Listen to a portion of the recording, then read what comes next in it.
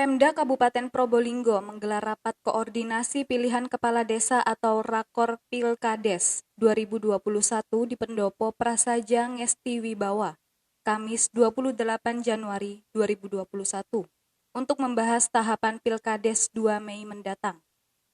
Rakor tersebut dipimpin langsung oleh Bupati Probolinggo, Hajah Puput Tantriana Sari, didampingi oleh Wabub, didampingi oleh Wakil Bupati Timbul Prihanjoko dan Ketua DPRD Kabupaten Probolinggo, Andi Suryanto Wibowo, serta dihadiri oleh Sekretaris Daerah, Kapolres Probolinggo, dan Dim 0820, Kepala Kejaksaan Negeri, Pengadilan Negeri, Pengadilan Agama, Kepala Dinas Kominfo, serta perwakilan dari Polres Probolinggo Kota. Acara berlangsung mulai pukul 2 siang. Dalam kesempatan rakor Kapolres Probolinggo, AKBP Ferdi Irawan menyampaikan kerawanan money politik serta potensi terjadinya perjudian antar pendukung. Bupati Probolinggo dalam wawancaranya menyampaikan Pilkades serentak tahap pertama sebanyak 62 desa akan berlangsung pada tanggal 2 Mei mendatang. Lanjut Bupati, pelaksanaan Pilkades serentak diharapkan semua pihak bekerja maksimal karena dalam kondisi pandemi COVID-19 menjadi perhatian khusus bagi pemerintah daerah. Di samping itu juga untuk mencegah terjadinya klaster baru, terjadinya kerumunan dalam Pilkades akan ada perubahan metode pembagian TPS di masing-masing desa. Bu Tantri juga menjelaskan perihal tahapan dan tata cara kampanye, bahwasanya setiap paslon kepada desa tidak diperbolehkan melakukan kerumunan. Mereka hanya diperbolehkan menggunakan cara-cara sesuai dengan arifan lokal masing-masing.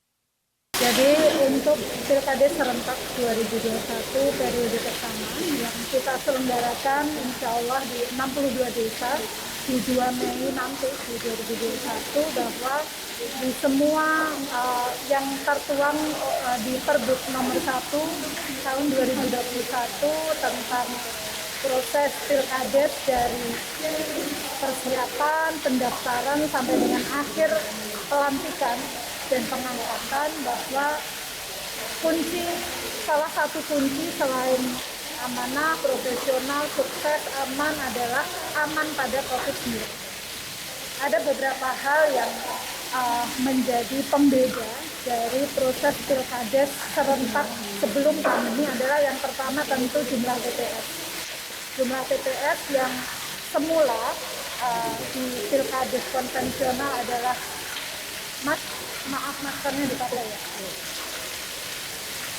Di Pilkades konvensional adalah 1 desa 1 TPS.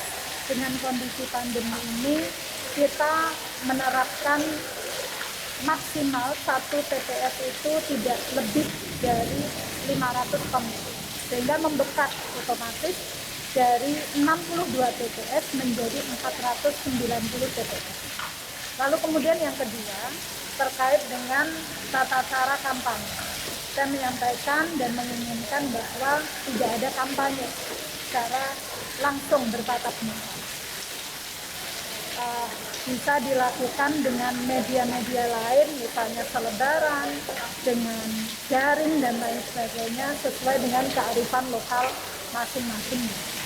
Lalu kemudian tadi dari hasil koordinasi, masukan dari seluruh anggota Forkopimda, ingin juga kami mengatur bagaimana sampai dengan tahap khususnya di perhitungan suara itu juga betul-betul kita meminimalisir tidak ada kerumunan. Salah satunya itu tadi kesepakatan siapa yang boleh menghadiri pemungutan suara selain panitia, apakah itu saksi dan lain sebagainya, dan itu pun juga harus ditentukan maksimal jumlahnya, sehingga harapan kami aturan-aturan yang rigid ini kita kita susun, semoga mampu. Kemudian di sisi lain kami berupaya dan berikhtiar bagaimana proses pemerintahan dan pembangunan di desa melalui poin Pilkades ini tetap jalan. Di sisi lain upaya kami dalam penanganan sekaligus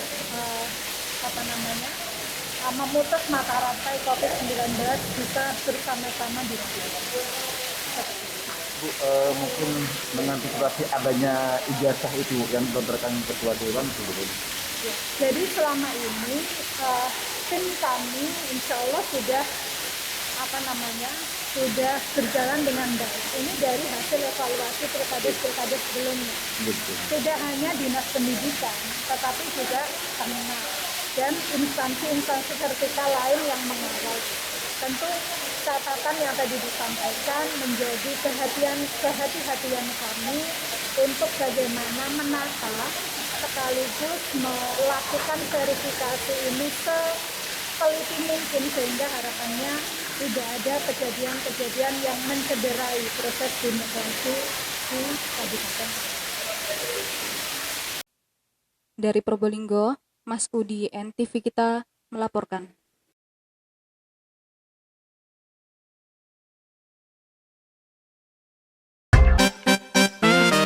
NTV